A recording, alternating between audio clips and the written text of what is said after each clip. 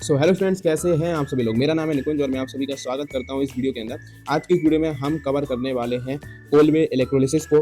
ये भी organic chemistry की एक नेम रिएक्शन है, इंपॉर्टेंट रिएक्शन है। तो चलिए स्टार्ट करते हैं। तो सबसे पहले हमें किसी भी रिएक्शन में समझना होता है कि हम क्या रिएजेंट ले रहे हैं। तो इसके अंदर बेसिकली हम जो है एक तो लेते हैं अपन एसिड, कार्बोक्सिलिक एसिड, और एक लेते हैं बेस, और इन दोनों की मदद से जो है रिएक्शन कराते हैं। और साथ में इधर पे अपन बेसिकली इलेक्ट्रोलिसिस करते हैं, इलेक्ट्रोलिसिस जो है करते हैं और कुछ प्रोडक्ट अपना बनता है। तो चलिए मैकेनिज्म से इसको पूरा अपन समझते हैं कि क्या होने वाला है। तो देखो, कोई भी अगर बेसिक्स इलेक्ट्रोलिसिस की रिएक्शन होती है तो उसमें दो रिएक्शन अकर होती है। एक तो रिएक्शन एनोड पर होती है और एक रिएक्शन जो है कैथोड पर होती है। तो सबसे पहले हम देखेंगे कि एनोड पर किस तरीके की रिएक्शन जो है होने वाली है।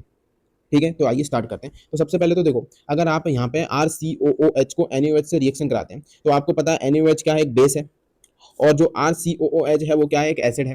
जिस वजह से होगा क्या, एसिड बेस रिएक्शन होगी। एसिड बेस रिएक्शन जैसे ही होगी तो आपके पास क्या बनेगा, एक सॉल्ट बनेगा और पानी बनेगा। तो वो जो सॉल्ट है वो कौन सा सॉल्ट बनता है, आइए उसको बनाते हैं। तो वो सॉल्ट बनता है RCOO-Na+।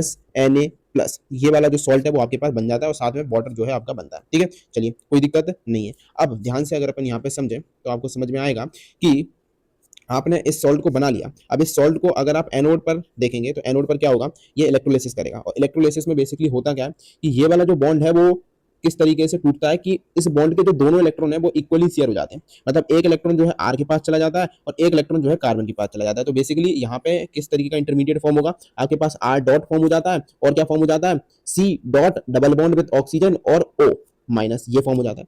अब इलेक्ट्रोलिसिस है तो इस वजह से होता क्या कि जो ऑक्सीजन है वो अपना एक इलेक्ट्रॉन जो है लूज कर देता है।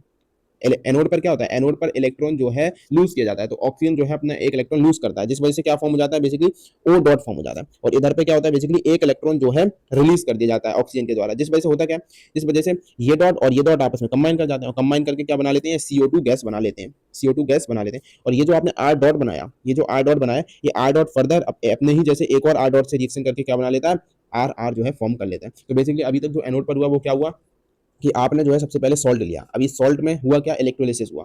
इलेक्ट्रोलिसिस से क्या हुआ, सबसे पहली चीज तो ऑक्सीजन ने जो है अपना एक इलेक्ट्रॉन जो है लूज कर दिया। और साथ में क्या हुआ, साथ में ये वाला जो बॉन्ड है वो इक्वली जो है क्लीवेज हो गया, जिससे आर डॉट फॉर्म हुआ और यहाँ पे सी डॉट फॉर्म हुआ। फिर आपस में कंबाइन करके यहाँ पे CO2 निकल गई और आर डॉट बना। आर डॉट अपनी जैसे आर डॉट से कंबाइन होकर आर आर जो है बना लिया। ये अभी तक की कहानी हुई। ठीक है, अभी तक आपको ये समझ में आया होगा। अब आगे क्या होता है उसको समझते हैं। अब बात आती है कैथोड की। अब कैथोड पे कौन रिएक्ट करता है, देखो आपका इस रिएक्शन के अंदर क्या बना, इस रिएक्शन के अंदर एक तो आपका सॉल्ट बना, एक वाटर बना। तो जो सॉल्ट है उसने तो एनोड पर रिएक्शन कर ली, तो अब वाटर कहाँ पे रिएक्शन करेगा, वाटर जो है कैथोड पर रिएक्शन करेगा। अब कैथोड पर देखते हैं क्या होगा। तो कैथोड पे बात करते हैं। तो कैथोड पे क्या है, सबसे पहले वाटर। और वाटर को आप किस तरीके से लिख सकते हैं, HOH के फॉर्म में लिख सकते हैं। इसमें भी अगर आप एक चीज देखें तो जो ऑक्सीजन है उसके ऊपर क्या आ रहा होगा, डेल्टा नेगेटिव, और हाइड्रोजन के ऊपर क्या आ रहा होगा, डेल्टा पॉजिटिव। अब ये जो एक इलेक्ट्रॉन है अगर वो हाइड्रोजन के पास जाएगा तो सबसे पहली चीज तो क्या होगी कि ये वाला बॉन्ड टूटेगा और क्या फॉर्म होगा आपका, बेसिकली H रेडिकल फॉर्म हो जाएगा। एच रेडिकल जैसे ही फॉर्म होता है वेरी अनस्टेबल होता है। दैट्स व्हाई ये अपने ही जैसे एक और H के साथ कंबाइन करके क्या बना लेता है, एच, जिसको अपन बेसिकली क्या बोल सकते हैं, H2 गैस जो है बना लेता है। और साथ में क्या बनता है, साथ में सर यहाँ पे H डॉट बना और एक और चीज क्या बनी, OH माइनस बनी। अब ये जो OH माइनस है वो किससे रिएक्ट करता है, ये जो OH माइनस है वो रिएक्ट करता है बेसिकली सोडियम के साथ। सोडियम के साथ रिएक्शन करता है। रिएक्शन के अंदर जो सोडियम अवेलेबल था उससे रिएक्शन करता है। ये क्या बना लेता है, बेसिकली NaOH बना लेता है। तो बेसिकली हुआ क्या यहाँ पे, हुआ ये कि सर एनोड पर फॉर्म हुआ आपका आर आर और CO2 गैस निकली। कैथोड पर क्या हुआ, H2 गैस निकली और बेसिकली बेस फॉर्म हुआ। तो ये बेसिकली इलेक्ट्रोलिसिस की प्रोसेस में पूरी तरीके से होता है। आइए कुछ इंपॉर्टेंट नोट्स की बात करते हैं। तो सबसे पहला तो नोट क्या है कि एक फ्री रेडिकल रिएक्शन है, मतलब कि इसमें जो इंटरमीडिएट बनता है वो कौन सा बन रहा है, फ्री रेडिकल इंटरमीडिएट बन रहा है। कौन कौन सा फ्री रेडिकल बनता है, आर डॉट बनता है, सी डॉट बनता है। ठीक है, सी डॉट बोले तो basically C double bond with oxygen, यहाँ पे डॉट, और आपका ओ डॉट, ये वाला एक इंटरमीडिएट बनता है। और एक इंटरमीडिएट बनता है एच डॉट। ये सारे फ्री रेडिकल इंटरमीडिएट आपके जो है बनते हैं। ठीक है, ओके। उसके बाद ये इंपॉर्टेंट पॉइंट है कि एनोड पर क्या बनता है, एनोड पर CO2 गैस निकलती है और आर आर फॉर्म होता है। और कैथोड पे क्या होता है, H2 गैस निकलती है और बेस फॉर्म होता है। ओके, उसका अगला पॉइंट क्या है, मीडियम का जो सॉरी जो मीडियम है, मीडियम उसका जो पीएच है वो इंक्रीज करता है। इंक्रीज करता है क्यों, क्योंकि यहाँ पे बेस फॉर्म हो रहा है लास्ट में। बेस फॉर्म होने की वजह से पीएच जो है इंक्रीज कर जाता है। उसके अगली चीज क्या है, ओनली सिमेट्रिकल अल्केन फॉर्म। ये वाली जो बात है ना वो अपने बुर्ज में भी करी थी कि अगर आपका आर आर फॉर्म हो रहा है तो इसका मतलब है सिमेट्रिकल ही फॉर्म होगा, यानी कि ये फॉर्म नहीं हो सकता, ये फॉर्म हो सकता है। और एक और आप बात अगर लिखना चाहें तो वो बात भी आप लिख सकते हैं कि only only even number of carbon, even number of carbon atom, atom Bala Bala product product product form form होगा। ठीक है, ये बात भी आप जो है लिख सकते हैं, बहुत इंपॉर्टेंट बात है। ठीक है, चलिए ये वाला जो पॉइंट है ना वो स्कूल्स में पूछ लिया जाता है कि क्या इलेक्ट्रोलिसिस की जो प्रोसेस है कोलबे इलेक्ट्रोलिसिस से CH4 फॉर्म हो सकता है, तो इसका आंसर क्या होगा, नो, नहीं हो सकता फॉर्म। ठीक है, चलिए आइए अब अपन क्वेश्चंस की ओर बढ़ते हैं।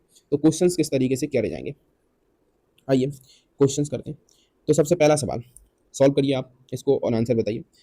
तो देखो हमने क्या लिया, NaOH लिया। NaOH क्या है, बेस। बेस क्या करेगा, सबसे पहले हाइड्रोजन को निकाल देगा। हाइड्रोजन को निकाल देगा तो यहाँ पे क्या फॉर्म हो जाएगा, C double bond with oxygen O minus, ये फॉर्म हो जाएगा और Na प्लस फॉर्म हो जाएगा। अब इलेक्ट्रोलिसिस कर रहे हैं तो यहाँ पे ऑक्सीजन क्या देगा, अपना एक इलेक्ट्रॉन जो है लूज कर देगा, तो यहाँ पे ऑक्सीजन डॉट बन जाएगा और साथ में ये वाला बॉन्ड क्लीवेज होगा तो यहाँ पे CH3 डॉट बन जाएगा।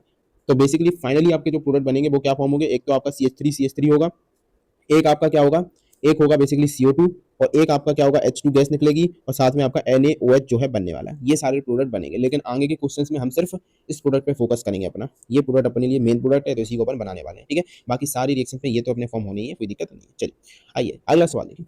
अगले सवाल में बेसिकली क्या होगा, अगले सवाल में इलेक्ट्रोलिसिस होगी तो यहाँ पे आपका क्या है, एक डॉट बनेगा और यहाँ पे भी आपका एक डॉट जो है बनने वाला है। अब ये जो डॉट और डॉट है वो आपस में कंबाइन करेंगे तो यहाँ पे क्या होगा, CH2 डबल बॉन्ड CH2 ये जो है फॉर्म हो जाएगा। क्या आपने भी यही बनाया, बहुत बढ़िया बनाया आपने ये।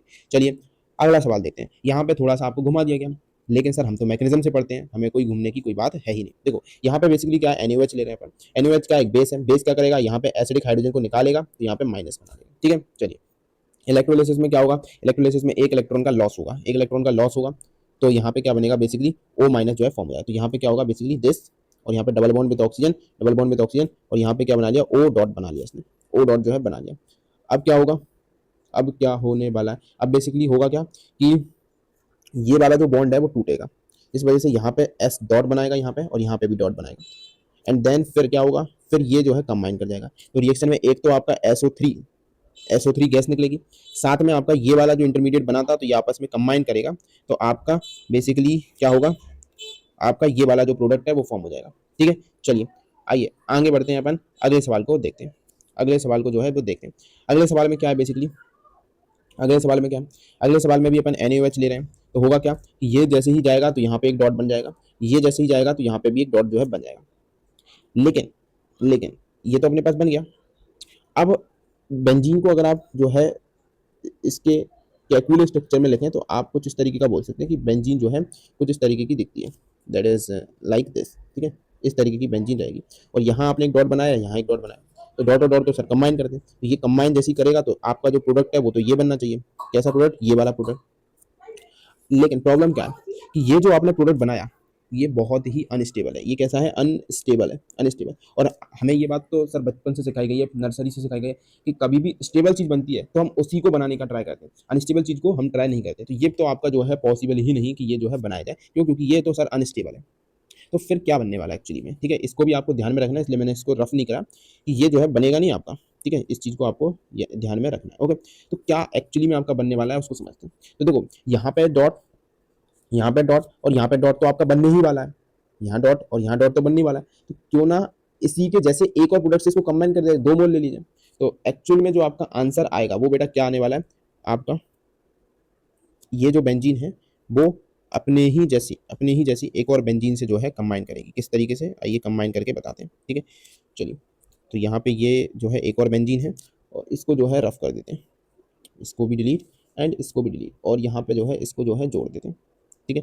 ये इधर पे जोड़ दिया, इसको ये इधर पे जोड़ दिया। So basically this is your answer, this is your answer, ठीक है। ये सवाल मुझे अच्छा लगा, ये सवाल मुझे, मैं अभी कर रहा हूँ ना तो बहुत बढ़िया लगा ये सवाल मुझे, क्योंकि इसमें आपकी प्योर अंडरस्टैंडिंग है। सबसे पहले तो आपने डॉट बनाया, अब आपको पता होना चाहिए कि ये प्रोडक्ट जो है नहीं बनता है। तो ऑर्गेनिक में ऐसी बहुत सारी डाटा बेस्ड चीज़ें होती हैं जिनको आपको ध्यान रखते हुए चलना पड़ता है आखिरी तक कि सर ये प्रोडक्ट हम नहीं बनाएंगे, एंटी एरोमेटिक बन रहा हो तो वो भी नहीं बनाएंगे, एरोमेटिक बन रहा हो तो उसको फेवर देते हैं। तो ये सारी कुछ बातें होती है जिनको आप अगर धीमे धीमे याद करते हुए चलते हैं तो आपको बहुत बढ़िया एज मिलता है आगे, ठीक है। अब कोई बोले कि सर आप तो याद करा रहे हैं, तो ऑफकोर्स ही बात है कि आपको अगर किसी भी सब्जेक्ट में मास्टरी करने तो आप उसमें अकेला ये नहीं करेंगे कि आप हर चीज़ का आपको एक्सप्लेनेशन से ही काम चल जाएगा। कुछ एक्सपेरिमेंटल डाटा भी होते हैं केमिस्ट्री के अंदर जिनको आपको याद करना होता है। अगर आप उनको याद करते हैं तो आप बढ़िया स्कोर करेंगे, नहीं करना है आपको याद तो आप नॉर्मल सारे क्वेश्चंस कर लीजिए और ऐसे सवाल जब आए तो या तो गलत कर देना या छोड़ देना, कोई दिक्कत नहीं, ठीक है। चलिए आगे अगले सवाल की ओर बढ़ते हैं।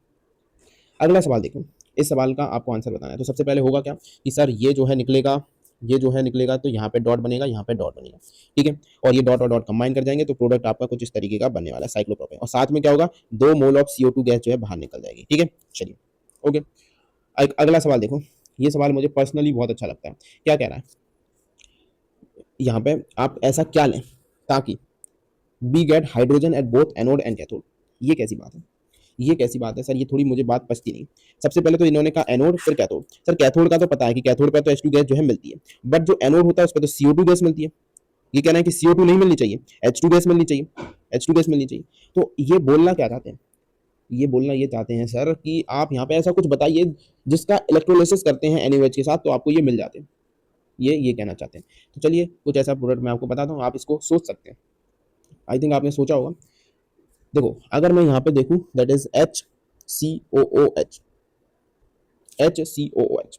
इस प्रोडक्ट की बात करूँ अगर मैं, इस प्रोडक्ट की खास बात क्या है कि इसका जब इलेक्ट्रोलिसिस किया जाएगा, इसको अपन बेसिकली फॉर्मिक एसिड कहते हैं, तो आपको एनोड पे कैथोड दोनों पर ही आपको हाइड्रोजन गैस मिल जाएगी।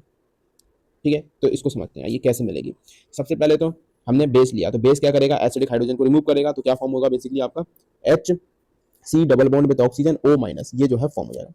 अब इलेक्ट्रोलिसिस से क्या होगा, ये बॉन्ड कुछ इस तरीके से टूटेगा कि यहाँ पे H डॉट बनने वाला है, यानी कि सर काम तो अपना बन गया कि जो एनोड है उस पर आपका पहले क्या बनता था, पहले बनता था RR प्लस CO2, लेकिन सर अब क्या बना है, अब जो है बना है बेसिकली H डॉट और H डॉट कंबाइन होकर H2 प्लस CO2।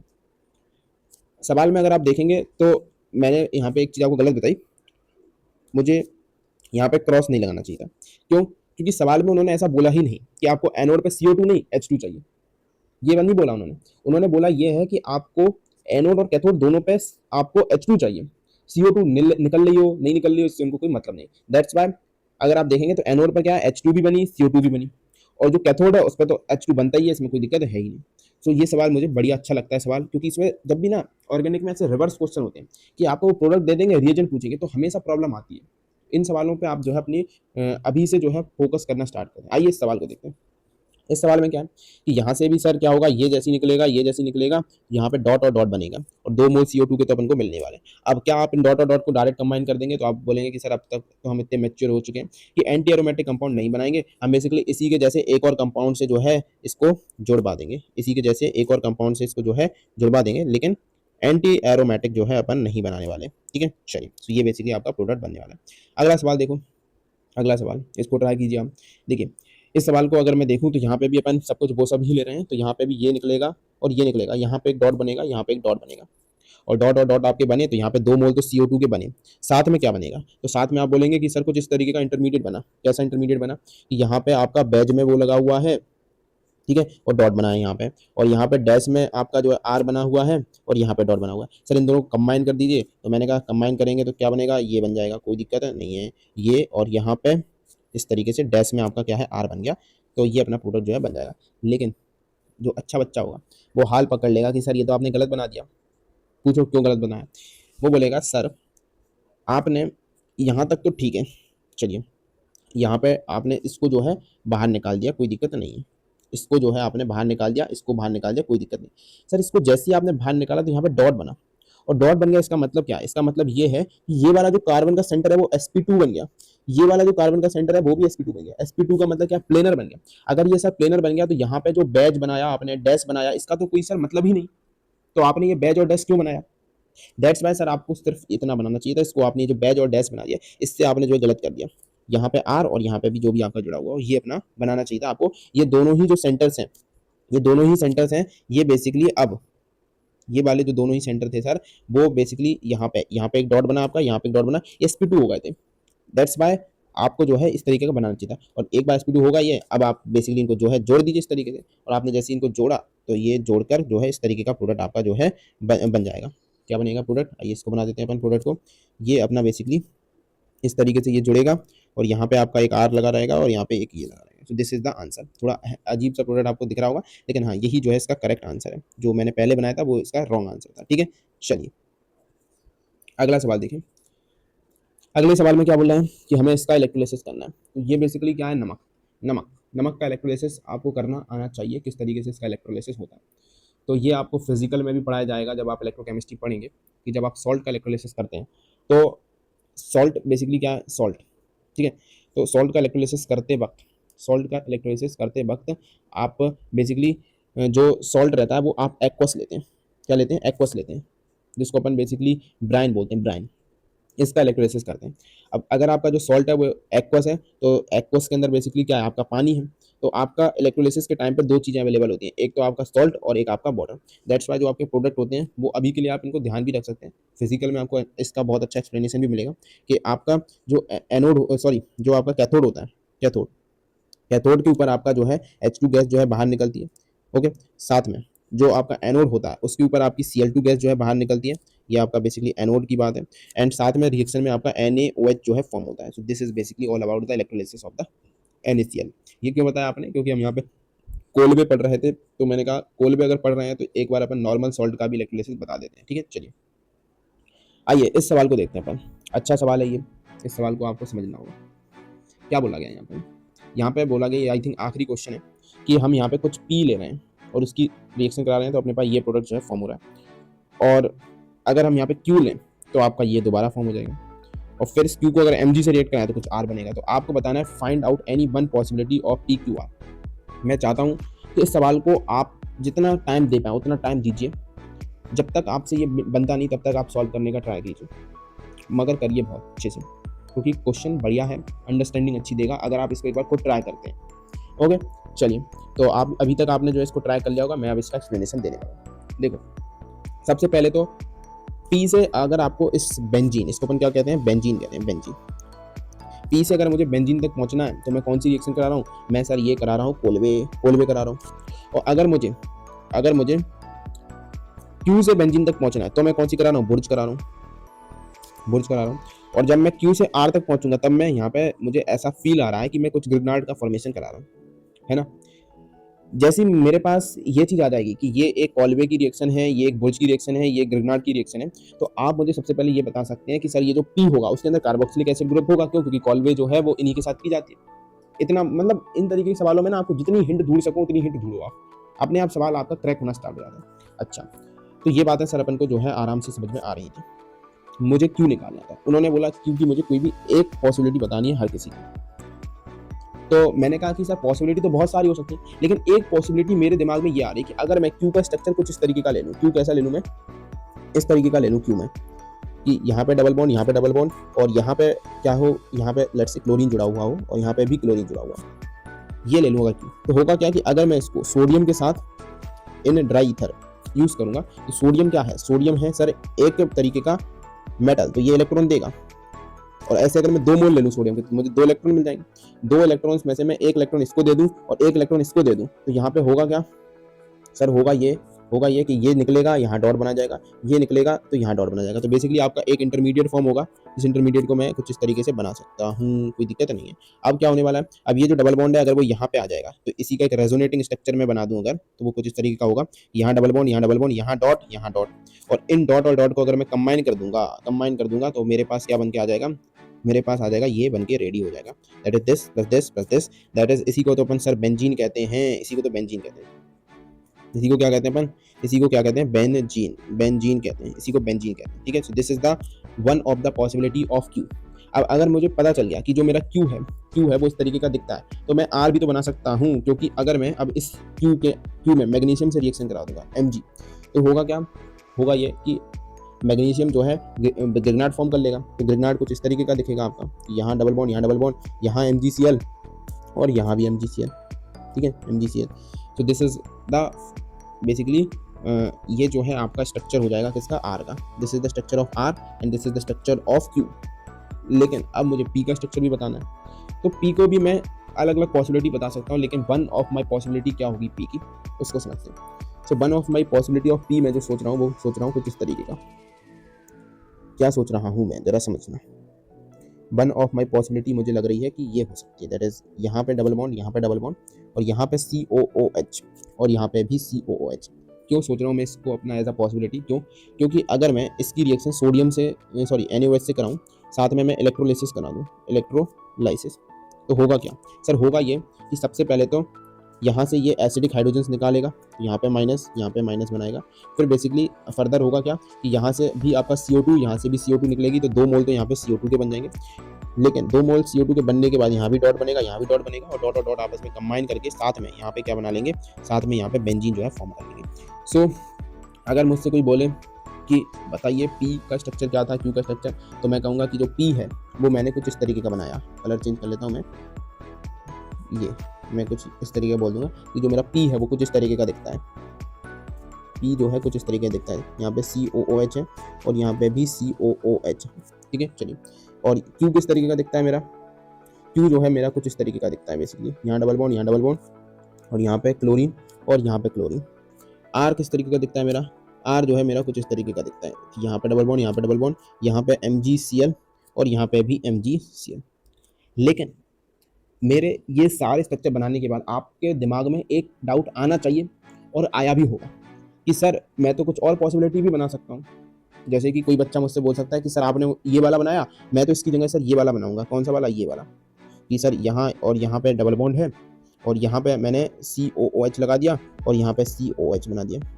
इससे होगा क्या कि सर जैसे ही ये वाला जाएगा, ये वाला और ये वाला, तो यहाँ पे भी डॉट आएगा, यहाँ पे भी डॉट, उसमें थोड़ा बहुत रेजोनेंस करा के मैं फर्दर बेंजीन बना सकता हूँ।